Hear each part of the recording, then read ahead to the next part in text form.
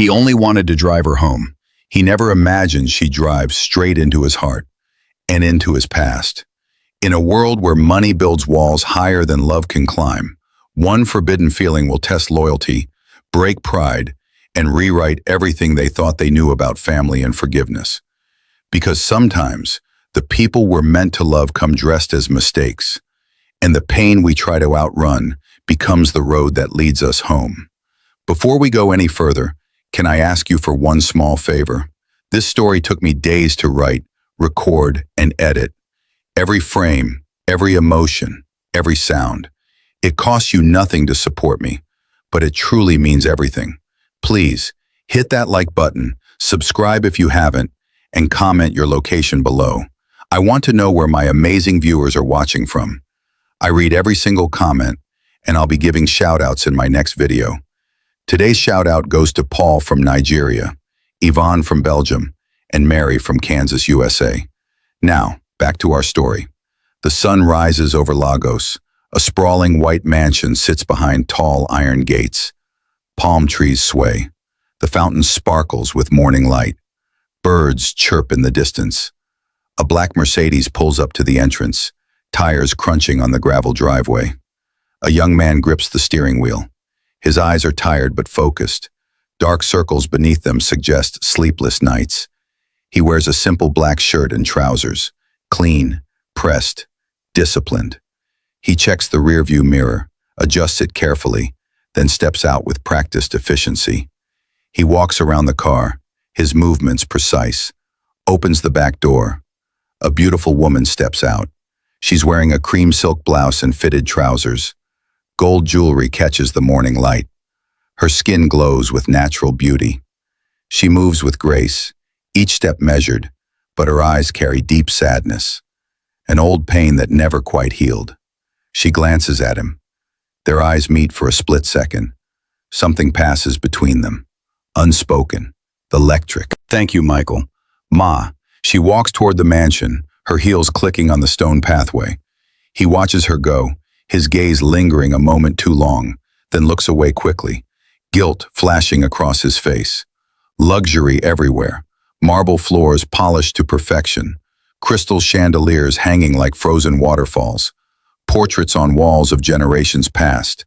Fresh flowers in ornate vases. Everything precise. Everything cold despite its beauty. An older man sits in a leather chair, reading the Financial Times. Gray beard perfectly trimmed. Sharp suit. Diamond cufflinks. Authority radiates from him like heat from fire. His presence fills the room. The young woman enters quietly, her footsteps soft. You're late. I went to the foundation. We distributed books to 30 children in Makoko. They were so excited, Papa.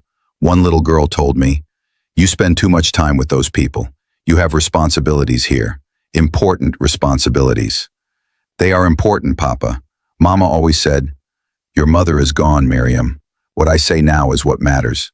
Senator Okoro's son is coming for dinner tomorrow evening, 7 o'clock.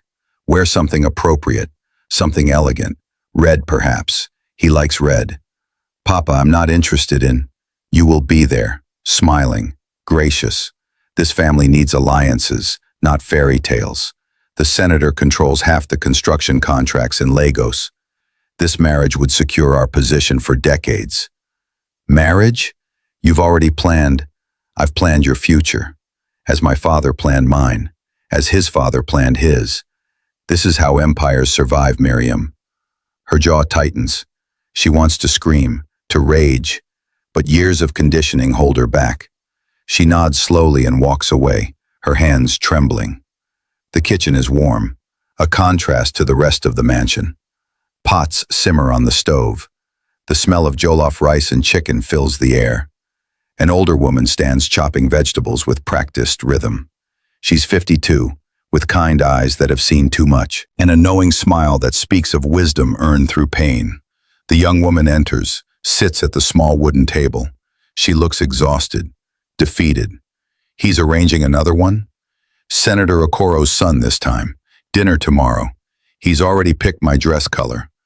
The older woman sets down her knife, wipes her hands on her apron, sits across from the young woman. And what do you want, child? The young woman looks at her hands, her mother's rings on her fingers, heirlooms that feel like chains.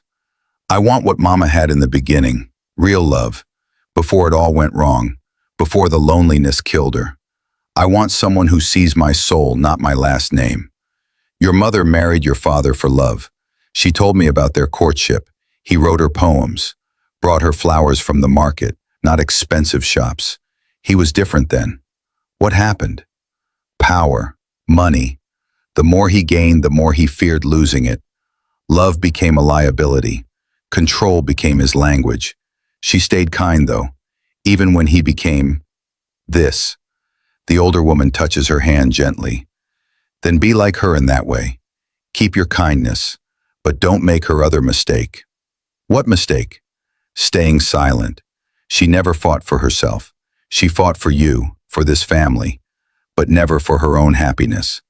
Don't do that, Miriam. Your voice matters. The driver washes the car outside. Water drips down the black paint, creating rivers on the gleaming surface. He scrubs carefully, methodically, each movement deliberate, like a meditation. His phone buzzes in his pocket. He ignores it. It buzzes again, persistent, angry. He finally looks at the screen. His face hardens. Fear flashes in his eyes. He silences it and puts it away, but his hands shake. The young woman appears at the top of the driveway, watching him from a distance. She's changed into casual clothes, jeans, a simple white shirt, more herself. She walks down slowly, each step building her courage. You've been working here for 6 months. I've seen you every day, but I don't know anything about you, not really. He stops scrubbing, stands straight, water drips from his hands, his posture defensive. Nothing to know, Ma. I drive, I work, I go home. That's all. Everyone has a story, Michael. Everyone comes from somewhere. Some stories are better left unread. Some books should stay closed. She steps closer. The afternoon sun glows between them. Heat rises from the driveway. My mother used to say that silence is just fear wearing a mask.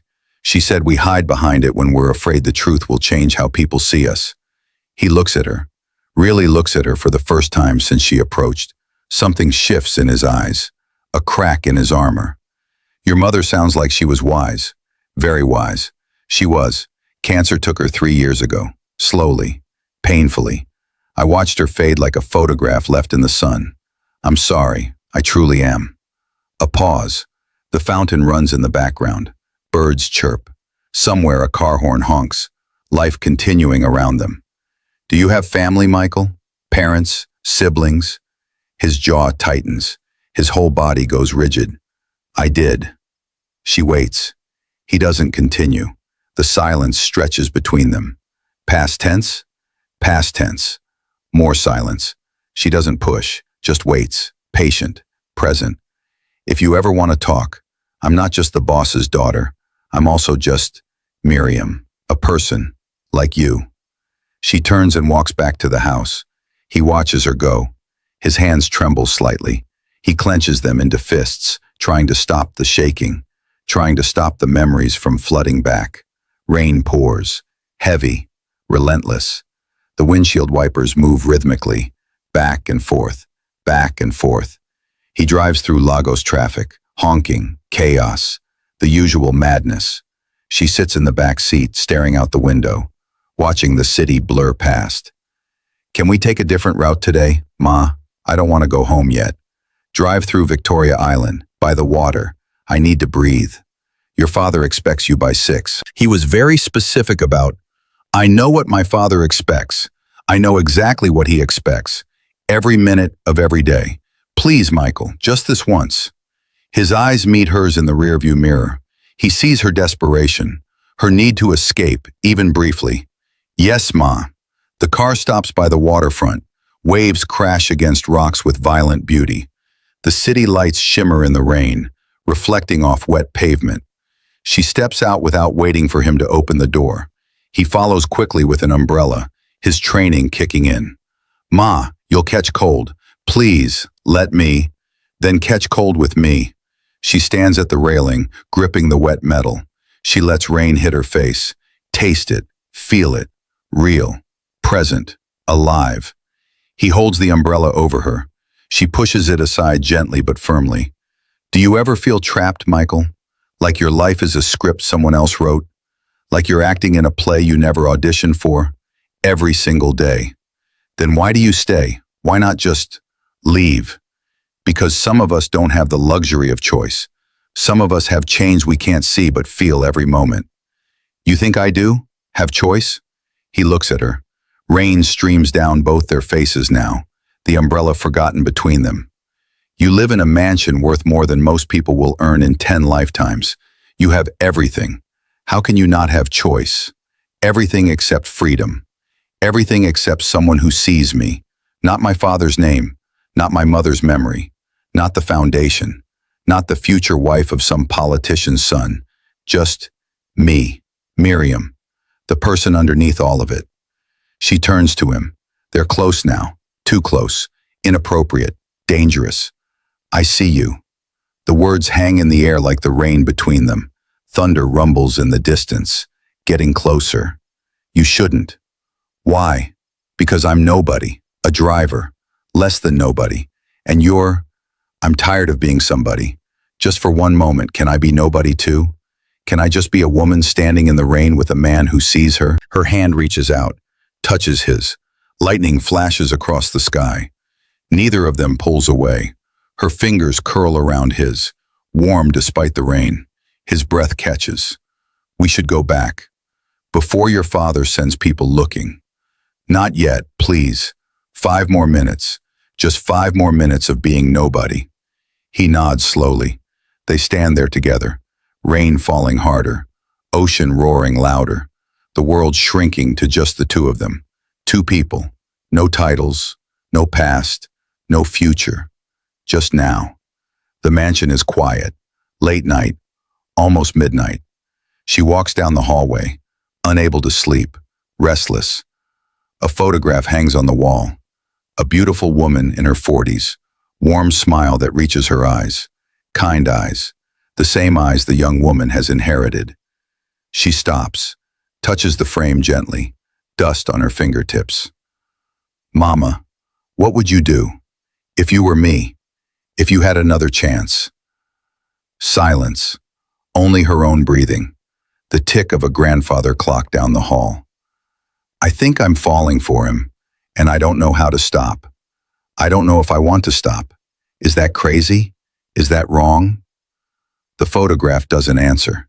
It never does. But she stares at it anyway, searching for wisdom in painted eyes. I miss you. Every day I miss you. You'd know what to say. You always did. She wipes her eyes and continues walking. Down the stairs, through the kitchen, out the back door. The servant quarters, small but clean, neat. Everything in its place. He sits on his bed. A battered photograph in his hands, the edges worn from years of holding. A young woman, bright smile, full of life. A little boy beside her, maybe 4 or 5 years old. Same smile. He stares at it. His hands shake. Tears fall silently. I'm sorry, Chioma. I'm so sorry. I promised I'd keep you both safe. I promised. His phone buzzes again. Same number as before. The 3rd time today. He finally answers, his voice hard. Stop calling me. A man's voice on the other end. Rough, threatening, amused by his fear. You think you can hide, Michael? You think changing your name makes you invisible? We have eyes everywhere. We found you. I'm working. I'll pay. I just need more time. Working as a driver? Making how much? 60,000 naira a month? That'll take you 10 years to pay 3 million. We want it in 3 months or... The voice pauses, lets the threat hang unspoken. Or we start with your fingers, then your eyes. Then we find anyone you care about, anyone at all, and we make you watch what happens to them. The line goes dead. The voice had said everything, everything that mattered. He throws the phone against the wall. It bounces, doesn't break. He buries his face in his hands. His shoulders shake. Silent sobs racking his body. Morning comes too soon. The dining room is elegant. A long table that could seat 20 but usually seats 2. Crystal glasses catching morning light. Fine china. Silver cutlery. Fresh roses in a vase. Everything perfect.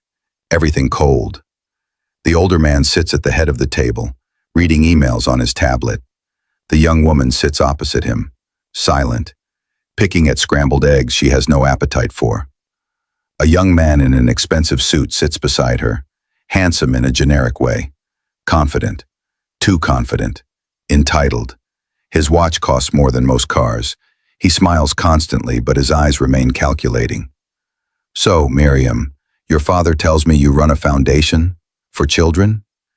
Yes, we focus on education for underprivileged children, building schools, providing books, training teachers. We've helped over 2,000 children so far. The young man in the suit smiles. It doesn't reach his eyes. Nothing reaches his eyes. That's cute. Very cute. My father always says charity is good for image, good PR, makes the masses love you. It's not about image. It's about changing lives, giving children opportunities they wouldn't otherwise have. Of course. Still, a woman in your position should think bigger. Politics, business, real power. Real change happens at the top, not in some slum. The older man nods approvingly, pride in his eyes. Exactly what I've been telling her for years. Wisdom runs in your family, Chidi. She pushes food around her plate, says nothing. Her silence screams. The young man in the suit leans closer to her, too close, invading her space. I have a yacht docked in Lagos, brand new, Italian. We should sail to Calabar next weekend, just the two of us, get to know each other better, away from distractions. Her fork clatters against her plate. The sound echoes in the large room. I need air, excuse me. She stands abruptly, chair scraping against floor, walks out quickly, almost running. The two older men exchange glances, knowing, conspiratorial. The young man in the suit shrugs casually, sips his orange juice. Spirited. I like that. Makes things interesting. My last girlfriend was too agreeable, boring. Outside, she's breathing hard, angry tears in her eyes, fists clenched. The driver stands by the car, waiting as always, professional, distant. He sees her distress. Something breaks in his carefully maintained composure. He takes a step forward. Ma, are you? Take me away from here. What? Anywhere, everywhere, nowhere. I don't care. Now, please, Michael, please. He hesitates only a second, opens the door. She climbs in front, not in the back. The car speeds down the highway, traffic thinning as they leave the city center. She sits in front with him this time, not in the back. Equals, not employer and employee. Where are we going? Does it matter? He glances at her, sees her pain, her rage, her desperation. There's a place I know, by Lekki. No one goes there anymore. Old harbor, abandoned, quiet. She nods, stares straight ahead. Perfect, take me there. The abandoned harbor. Rusted boats tilting in shallow water. Broken docks stretching into murky sea. Seagulls crying overhead. The smell of salt and decay. The water is dark but calm. They sit on the edge of an old pier, wood creaking beneath them. I can't breathe in that house anymore. The walls are closing in. Every day they get closer. Then why stay? Because every time I try to leave, I see my mother's face. She believed in duty, in honoring family, in sacrifice. She gave up everything for that belief. How can I dishonor that? Even when family breaks you, even when duty kills your spirit. She looks at him, really looks at him. Is that what happened to you? Is that why you're here, running from family? He's quiet for a long time. The water laps against the pier. A boat bell rings somewhere in the distance. Mournful, lonely. I had a wife, Chioma. She was a nurse at Lagos General Hospital. The kindest person I ever knew. She'd bring home sick animals, feed homeless people with money we didn't have. She believed in goodness, even when the world showed her darkness. Had? His voice cracks. Years of held pain breaking through the dam. There was an accident 3 years ago. A bus. She was on her way to work. Early shift. I was driving that day too. Different job. Different life. I work for a logistics company. I was supposed to pick her up. We planned it the night before. But I was late. 15 minutes late because of a client. She took the bus instead. She reaches for his hand. He lets her. Michael. The bus driver was drunk. 10 in the morning and drunk. He ran a red light, hit another car. The bus flipped. 12 people died that day. She was one of them. And our son Chidi. He was only 5 years old. She was taking him to her mother's house. He was with her. Tears streamed down his face. 3 years of held pain. 3 years of guilt. 3 years of dying slowly. I had debt from the funeral, from hospital bills before she died. She'd been sick the year before. Her mother needed surgery. We borrowed money, too much money, from the wrong people, dangerous people. When I couldn't pay, when they came for me, I ran. Changed my name from Arinze to Okeke. Became invisible. A driver. Nobody. Nothing. She's crying now too, for his pain, for his loss, for the weight he's carried alone. Michael, I'm so sorry. I'm so sorry you went through that. I don't deserve to feel anything for anyone, not after I failed them, not after I let them die because I was 15 minutes late. You didn't fail them. It was an accident, a terrible, horrible accident, but not your fault. I was supposed to protect them. That's what fathers do, what husbands do. Protect, provide, keep safe. And I failed. I failed completely. She squeezes his hand tighter, won't let go. And you've been protecting yourself by not living at all, by becoming invisible, by forgetting you're human. He looks at her, their faces inches apart, close enough to see every tear, every pain line, every truth. Until you. The words land like thunder, heavy, significant. She doesn't pull away, doesn't flinch. I shouldn't feel this. We shouldn't. But we do. Your father would destroy me, utterly, completely. My father doesn't control my heart, not anymore. He controls your life. Then help me change that. Before he can respond, his phone rings. Loud, intrusive, shattering the moment.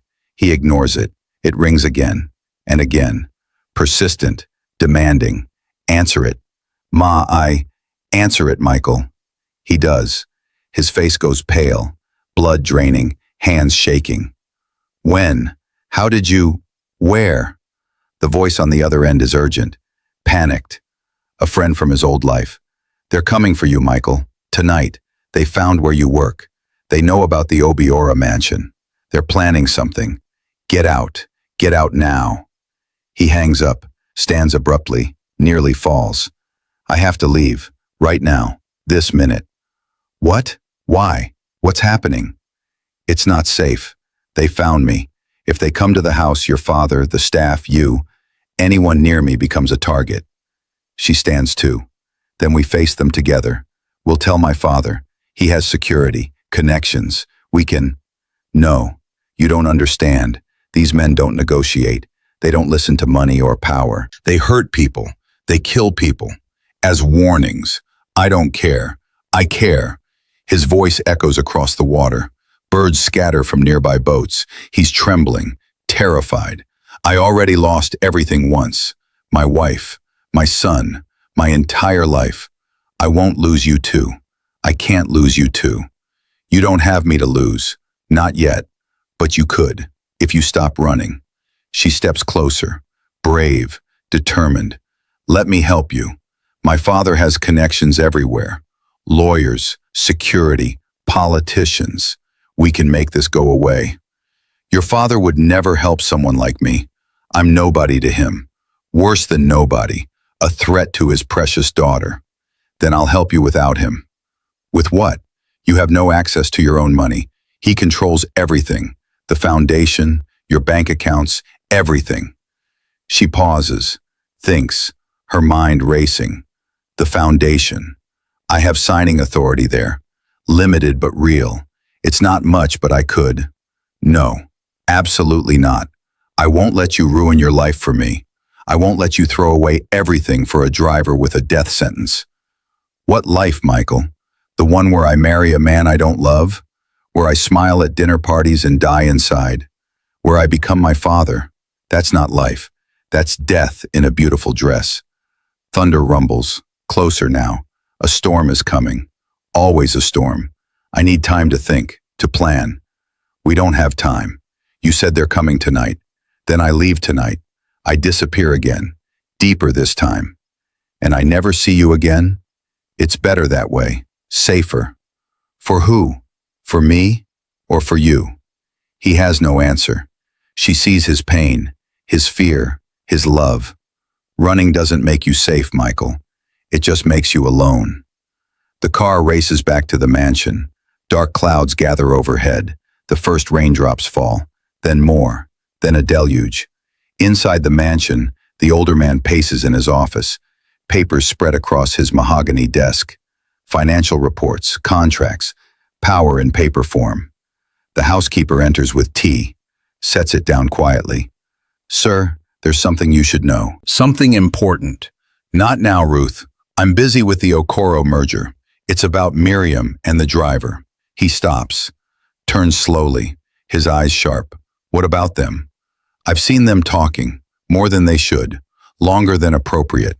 She looks at him the way what? Speak clearly. The way her mother used to look at you, before everything changed, before the money, before the empire.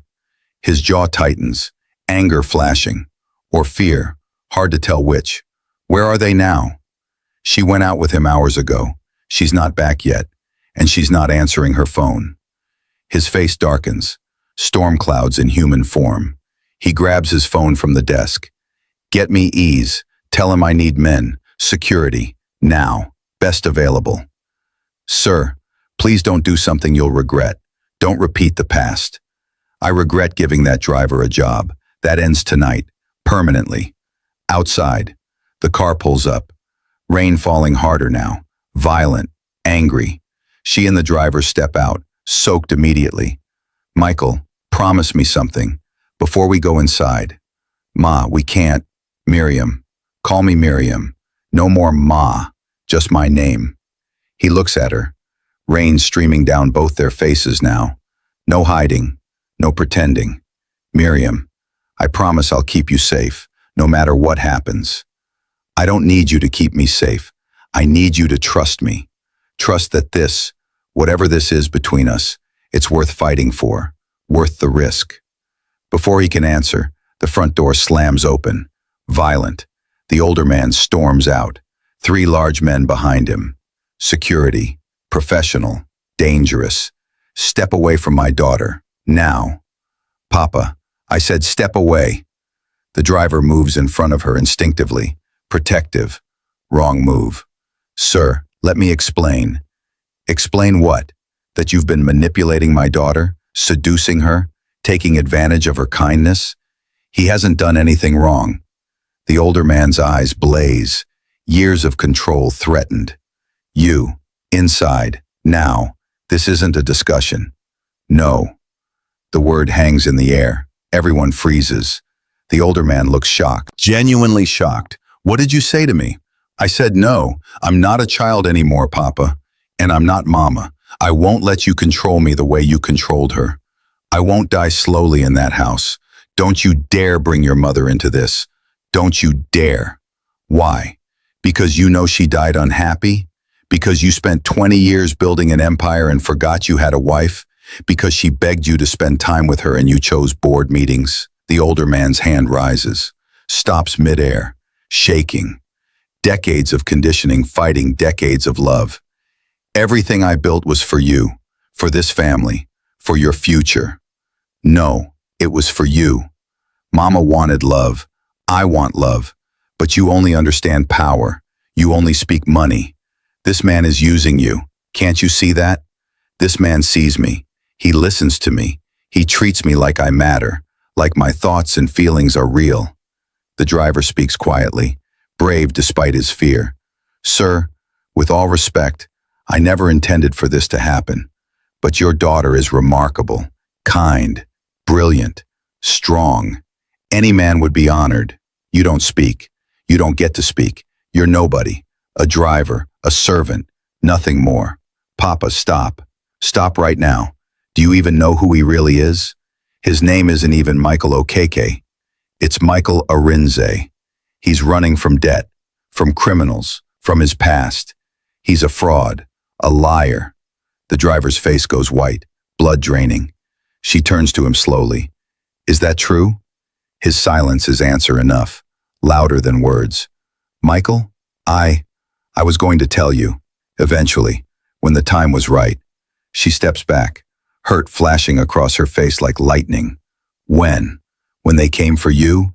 When they hurt my family? When exactly was the right time to tell me dangerous criminals are after you? I would never let them hurt you. Never. I'd die first. The older man laughs bitterly, without humor, just pain. You see, Miriam, this is what happens when you follow your heart.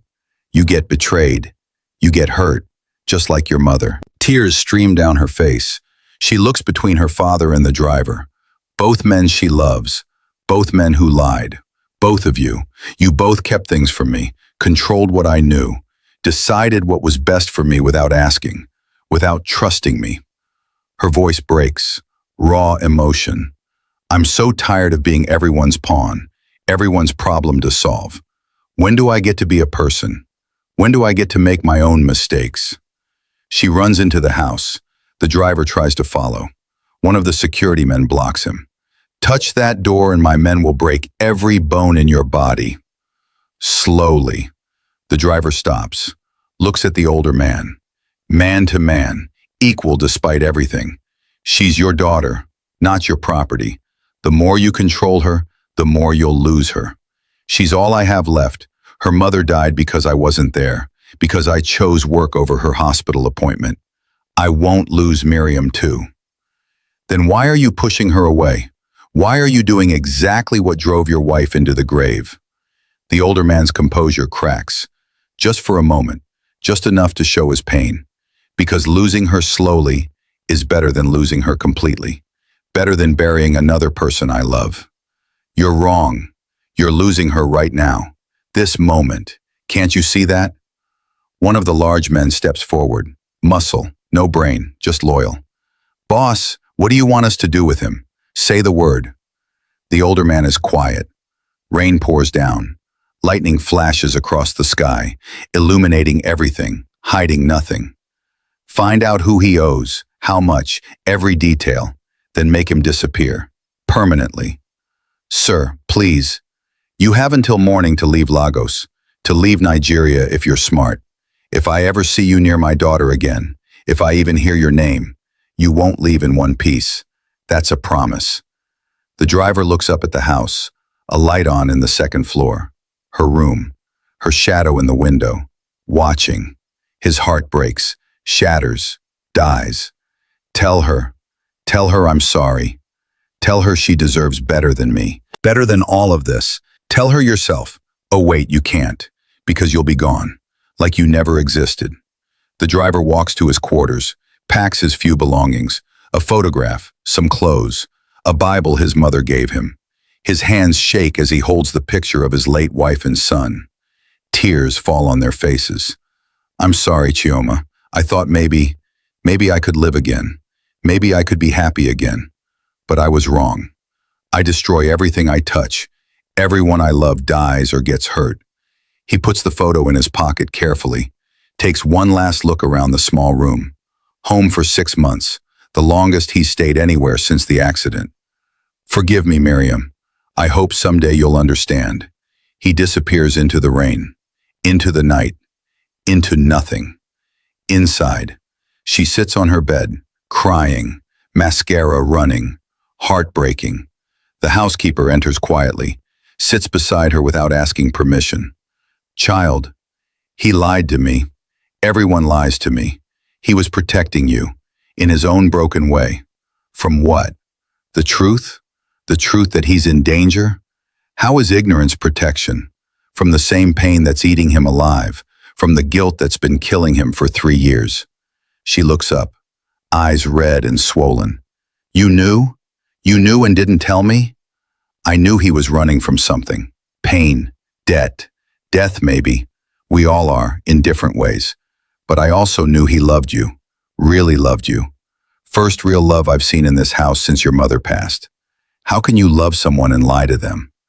The housekeeper takes her hand, old wisdom in her touch. Your father loved your mother, still does. Talks to her picture every night when he thinks no one's listening. But he lied to her too, about business deals that put the family in danger, about women when he traveled, about why he was never home. Love and truth don't always walk hand in hand, child. Sometimes love is messy, complicated, human. That doesn't make it right, no, but it makes it real. Perfect love only exists in storybooks. Real love is two broken people trying to be whole together. She wipes her tears with the back of her hand. What do I do now? He's gone. Papa made him leave. What does your heart tell you? My heart is a liar too. My heart is what got me into this mess. The housekeeper stands, walks to the window, looks out at the rain. Your mother once told me something, night before she died. She was in so much pain, but she smiled. She said, Ruth, the heart doesn't lie. We do. To the heart, we tell it to be quiet, to be reasonable, to be safe. But the heart knows. It always knows. Then she closed her eyes and never opened them again. She joins the housekeeper at the window, watches the rain. What did she know? That she should have fought harder, should have demanded more, should have chosen herself at least once. Is that what I should do? Choose myself? I can't tell you that, child, but I can tell you this. You have your mother's heart, her strength, her capacity for love.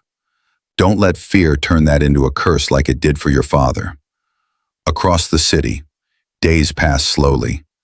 The driver works at a petrol station in Aja, far from the mansion, far from her. Dirty uniform, tired eyes.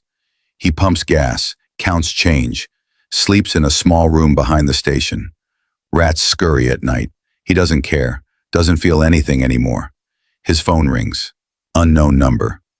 He almost doesn't answer, finally does. Hello? A deep voice, cold, dead inside. You ran, but you can't hide forever. You know that, right? Who is this? You know who. You've been avoiding us for 3 years. Time's up, Michael. Or should I call you OKK now? What do you want? What we've always wanted. Our money.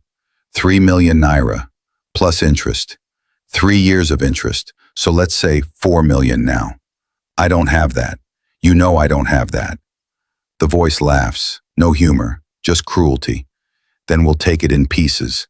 First your fingers, one by one, then your eyes. Then we'll find anyone you care about, that rich girl you were fucking, the billionaire's daughter, pretty thing. We could have fun with. The driver's blood goes cold. You leave her alone. This is between us. She has nothing to do with this. Everything and everyone is between us until we get paid. You have 1 week, 7 days. Then we start collecting. And we always collect, Michael. Always. The line goes dead. He sits on the floor of his small room, head in hands, broken, hopeless, trapped. Late night, the mansion. She can't sleep. Again. Hasn't slept properly in days. Wanders the mansion like a ghost. Finds herself in her mother's old study. Books everywhere, journals on shelves. Her mother's private thoughts preserved in leather and paper. She opens one journal at random. Her mother's handwriting, elegant, sad. March 15th, 2019. Dyke came home late again, 4th time this week. I smell perfume, not mine, expensive, French probably. I should confront him, demand truth, but I'm afraid. Afraid of being alone, afraid of Miriam seeing us fall apart. So I smile, I pretend. I die a little more each day. This is what I chose. This is what love became. She turns pages, reads more. Each entry a knife to her heart. August 3rd, 2020. The doctor says it's stage 3, breast cancer, aggressive. I haven't told Dyke. What's the point? He's too busy building his empire to notice I'm falling apart. Sometimes I wonder, was love ever real? Or was I just convenient, a beautiful accessory for his rise to power? Tears fall on the pages, smudging the ink slightly. December 1st, 2021. Miriam asked me today if I'm happy. She's so perceptive, so much like me. I lied, told her yes, painted on my smile like I paint on my makeup. But the truth is, I can't remember the last time I felt alive. Really alive. Not just breathing, not just existing, living. If you're reading this, my daughter, please, don't make my mistakes. Don't settle. Don't silence your heart for comfort. Don't trade passion for security. Love fiercely, even if it breaks you, even if it destroys you. At least you'll have lived. At least you'll have been real. She closes the journal carefully. Something hardens in her eyes, decision crystallizing, purpose forming. Mama, I hear you.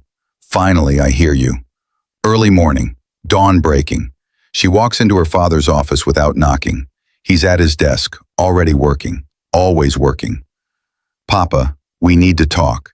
Not now, Miriam. I have meetings in an hour. The Okoro deal is... She places the journal on his desk, hard, loud. He looks up. Did you love Mama? He looks at the journal. Recognition in his eyes, fear. His face pales. Where did you find that? Did you love her? Of course I did. How can you even ask? Then why did she die believing you didn't? He stands, angry, defensive, guilty. You don't understand the pressures I was under. Building this empire, protecting this family, competing with vultures who wanted to destroy us. She slams her hand on the desk. Papers scatter. She was your family, and you let her die alone, in pain, believing she meant nothing to you. I was working, providing, making sure you'd have a future. She didn't need your money. She needed you. She was dying and you were in Singapore closing deals. The room falls silent, heavy, suffocating. He sinks back into his chair, suddenly older, smaller, weaker. I know. 2 words, barely whispered, filled with years of regret, mountains of guilt. I know, Miriam. I know. His voice cracks, the armor breaking. Every day I wake up and for just a moment I forget she's gone. I reach for her side of the bed. It's empty, cold. Then I remember, and it breaks me all over again. Has been breaking me for 3 years. She softens slightly, sees her father for the first time, not as authority, as a broken man. Then why are you doing the same thing to me? Why are you repeating the same pattern? Because I don't know how else to love. Control is all I have. If I let go, I'm afraid everything will fall apart. I'm afraid I'll lose you, like I lost her. You're losing me by holding on so tight. Can't you see that? Your grip is suffocating me. He looks at her, really sees her, his daughter, his only child. You look so much like her. Every day more. It terrifies me. I want to be like her, strong, kind, forgiving. But I also want what she never had, what she died wishing for. A choice. What do you want, Miriam? Tell me. Really tell me. I want to find Michael. I want to help him. I want to choose him. And I want you to let me. Not control it. Not manage it. Let me. He's dangerous. Those people he owes. Then help us deal with them. Use your power for something good. For once, use it to build instead of control. And if I do this, if I help him, what then? You marry him? A driver? What will people say? She leans forward, intense, certain. I don't care what people say. I care what Mama would say. And I think she'd tell me to be brave, to choose love, to live. He stands slowly, walks to the window, long pause. City waking up below, his empire, his prison. Your mother would have liked him. She always preferred people with hearts over people with wallets. Always saw the good in people I dismissed.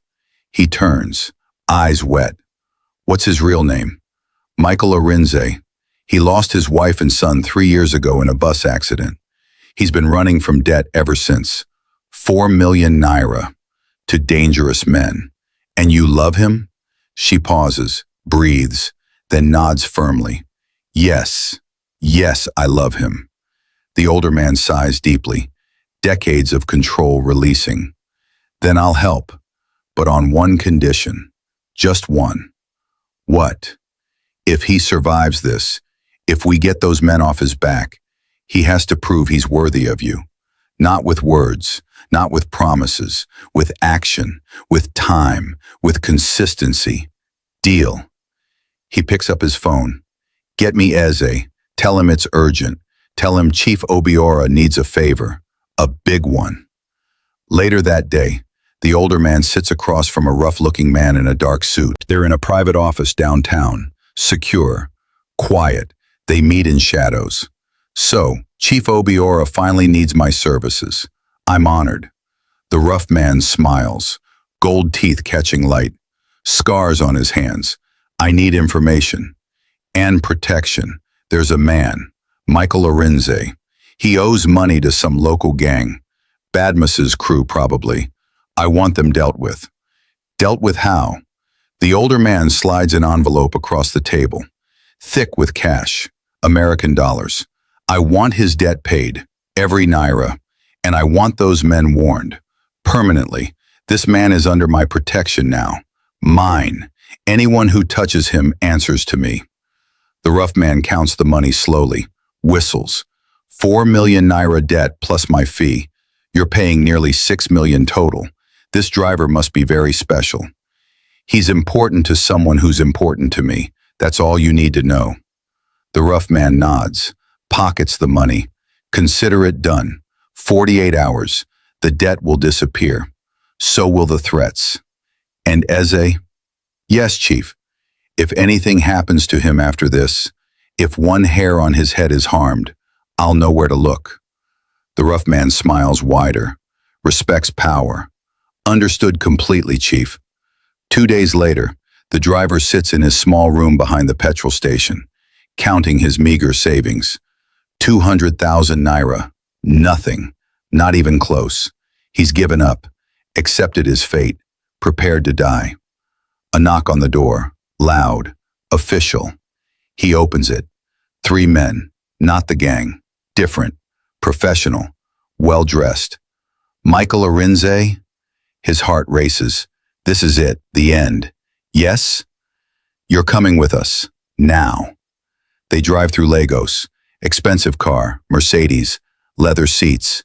He sits in back, confused. Terrified. Preparing for pain. Where are you taking me? Just tell me that at least.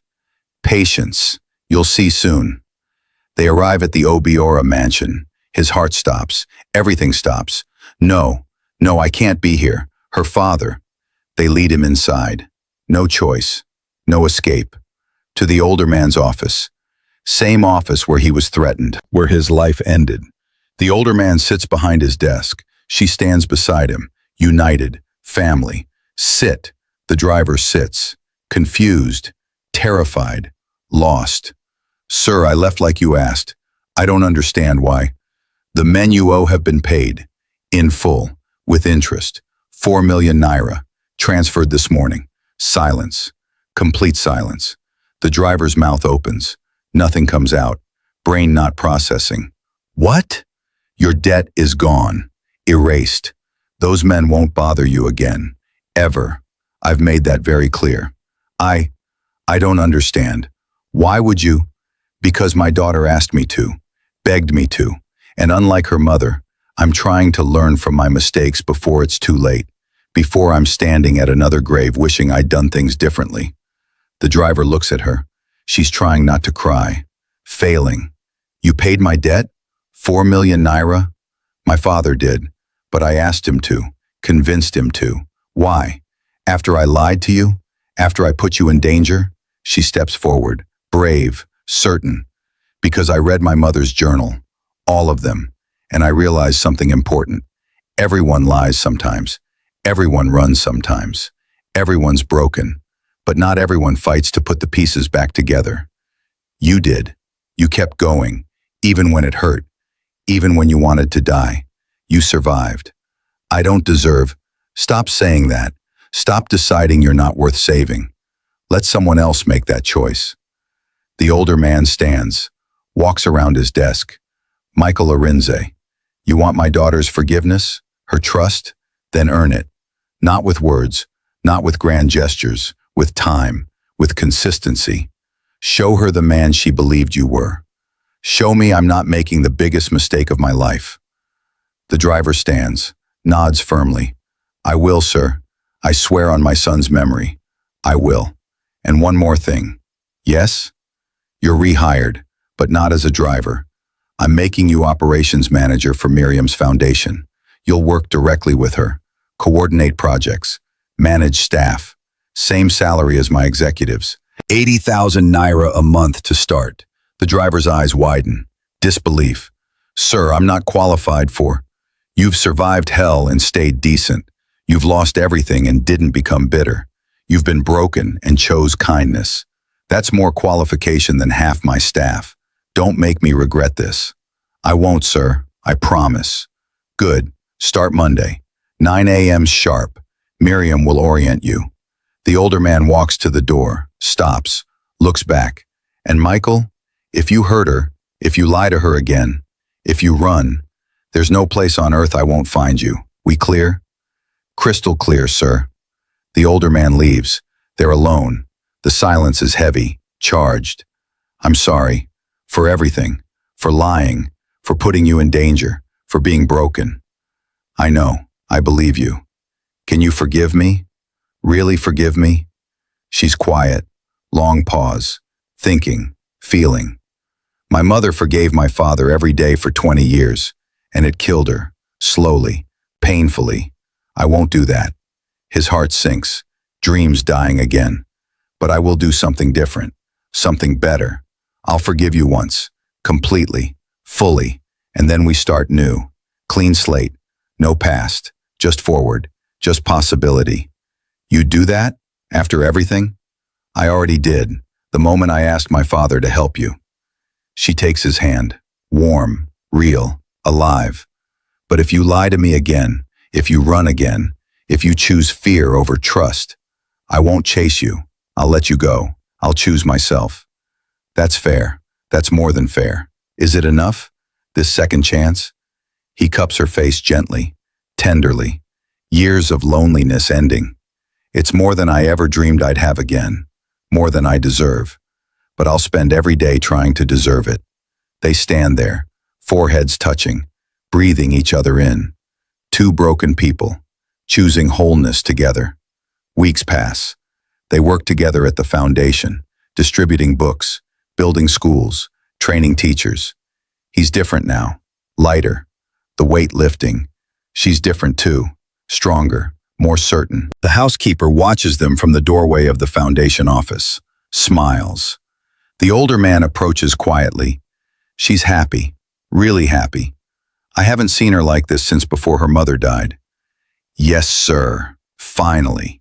He sighs, deep, complicated. Her mother would be proud. Of her. Of me for letting go. For choosing differently. Your wife would be proud of you too. For learning. For growing. For breaking the pattern. They watch as the two young people laugh together, planning their next project, building something real. I haven't let go completely.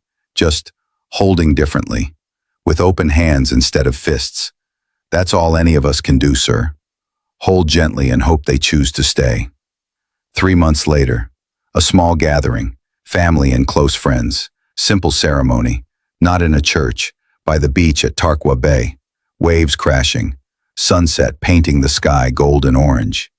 She wears a simple white dress, no veil, her hair natural, braided with cowrie shells, beautiful in her simplicity.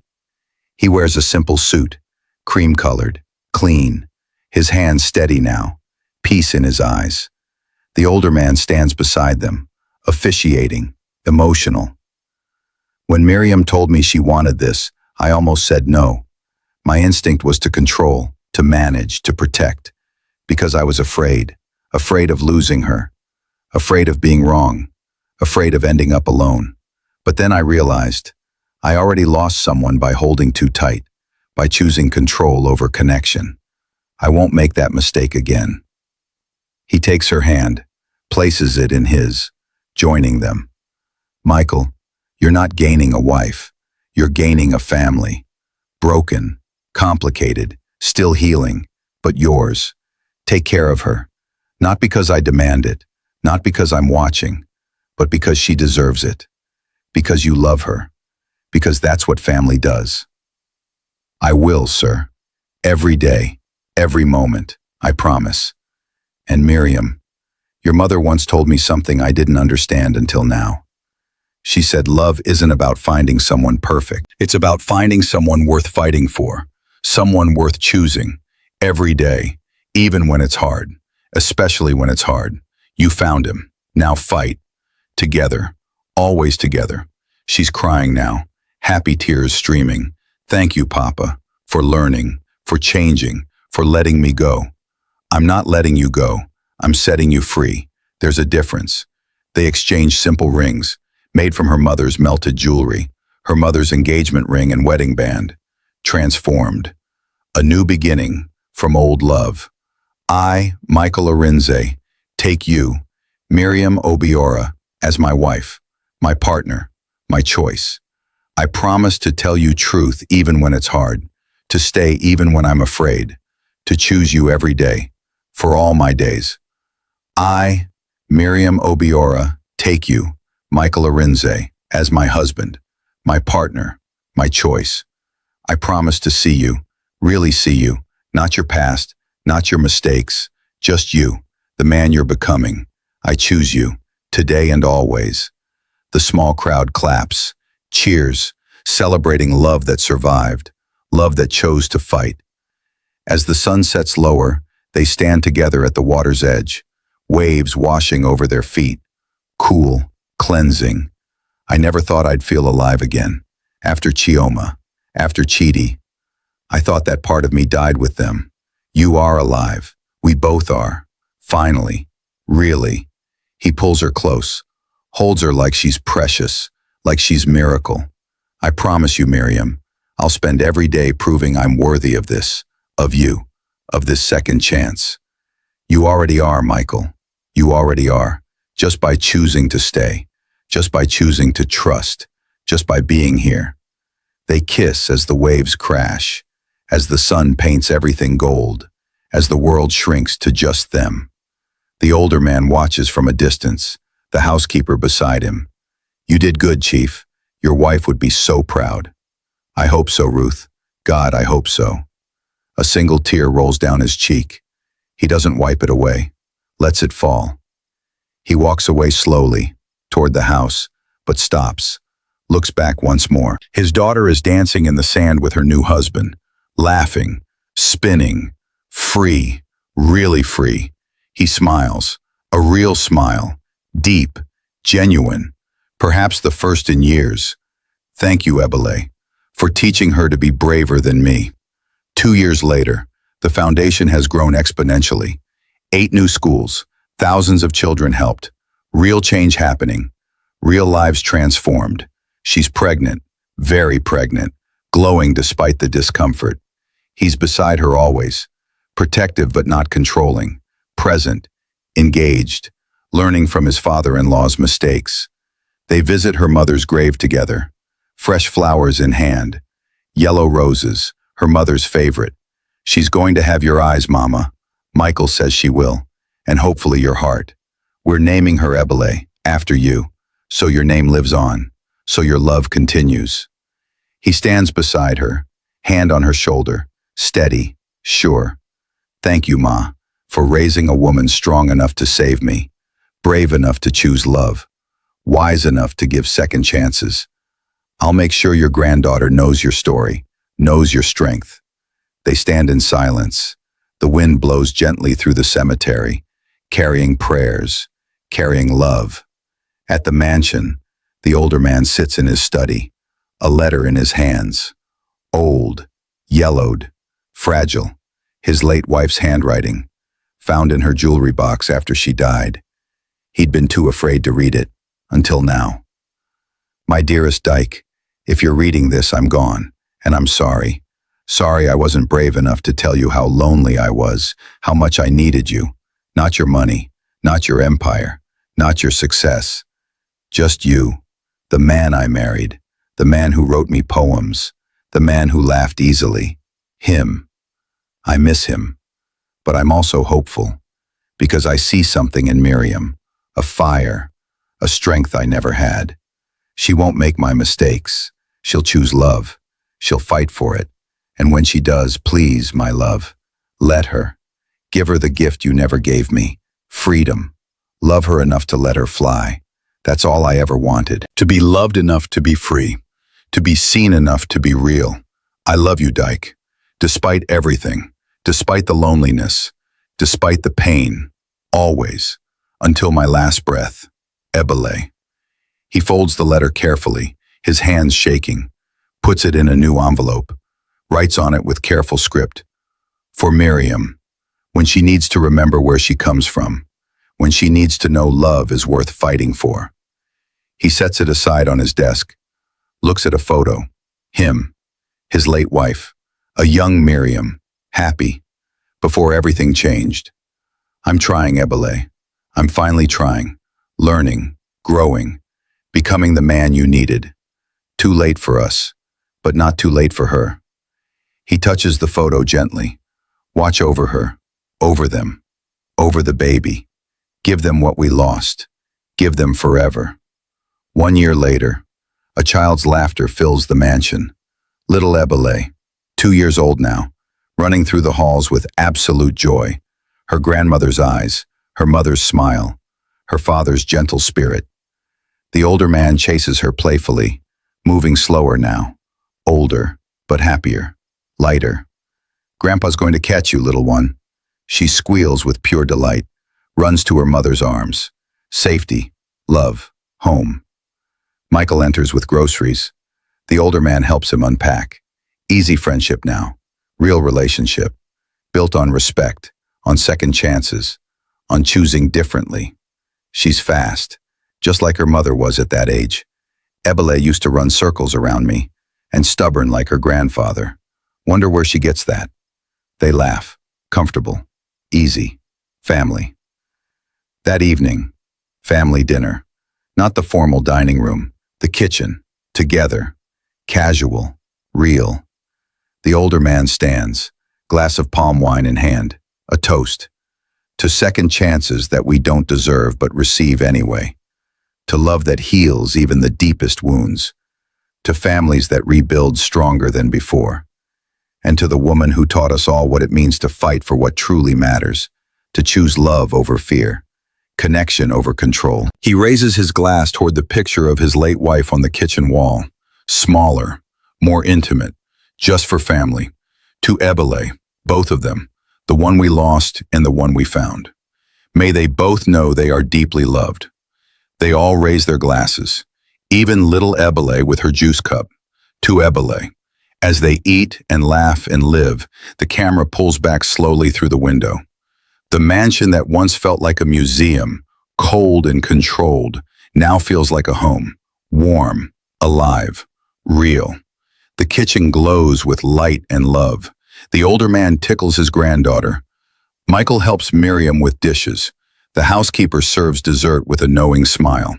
Outside, the sun sets over Lagos, golden lights spilling over the sprawling city, painting everything beautiful, everything possible. And somewhere in that light, in that warmth, a woman's spirit watches, smiling, finally at peace. Her daughter found what she couldn't: love without chains, partnership without control, freedom within commitment. Her husband learned what he once refused.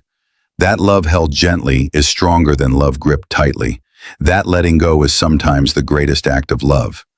Her granddaughter will grow up knowing love without conditions, without fear, without the patterns that destroy. The cycle is broken, the wounds are healing, the mistakes aren't being repeated. And love, real love, messy and complicated and human and beautiful, has finally won. Not perfect love, not fairy tale love, but real love. The kind that survives, the kind that chooses to stay, the kind that fights when fighting matters, the kind that forgives, the kind that grows, the kind that transforms ordinary people into extraordinary families. 5 years later, little Ebele starts primary school, a school her parents built through the foundation, full circle. She wears her uniform proudly. Mama, will you and Papa visit me at school? Every day if you want us to. Michael kneels down, eye level with his daughter. You know what makes me most proud? You're going to the same school we built for children who didn't have chances. You'll sit in the same classrooms, learn the same lessons. No difference, no separation. Why, Papa? Because your mama and I want you to know that everyone matters. Rich or poor, powerful or humble. Everyone deserves love, deserves chances, deserves to be seen. Like you and Mama? Exactly like me and Mama. The older man watches from the doorway, tears in his eyes, pride overwhelming. Later, he and Michael stand on the mansion balcony, city stretching before them. You've done well with her, with both of them. You're a good father, a good husband. I'm trying to be, learning from the best examples, both good and bad. The older man smiles. You're learning from my mistakes. That's wisdom. Your mistakes taught me what not to do. Your changes taught me it's never too late to choose differently. They stand in comfortable silence. Do you ever regret it? Giving up your old life? You could have been anything, gone anywhere. Instead, you chose this, chose us. Michael thinks carefully before answering. I lost everything once. Wife, son, future, dreams. I thought my life was over, that I'd just exist until I died. Then your daughter showed me something I'd forgotten, that life isn't about what we lost. It's about what we choose to build from the ruins. The older man nods, understanding completely. Ebele tried to teach me that. I wasn't ready to learn, too stubborn, too afraid. But you learned eventually. That's what matters. I learned too late for her, but not too late for Miriam. Not too late for you. Not too late for my granddaughter. He puts his hand on Michael's shoulder, fatherly, real. Thank you for being patient with an old fool, for loving my daughter, for giving me a second chance too. We all need second chances, sir. Some of us just need more than others. The screen fades slowly to black. White text appears against the darkness. Love is not about perfection. It's not about finding someone who completes you or fixes you. It's about two broken people choosing to heal together. It's about staying when staying is hard. About forgiving when forgiving seems impossible. About learning from mistakes instead of repeating them. About second chances. And third. And fourth. About choosing courage over fear. Connection over control. Freedom over possession. It's about becoming who we were meant to be. Not alone, but together. Always together. The text fades. A final image appears. The whole family. 3 generations. The older man. Michael and Miriam. Little Ebele. All standing by the waterfront where Michael and Miriam first admitted their feelings. Sunset behind them. Holding hands. Happy. Healed. Home. The image fades to white. One last line appears. In memory of those who taught us to love, even when they couldn't teach us how. May we learn from their pain and honor them with our healing.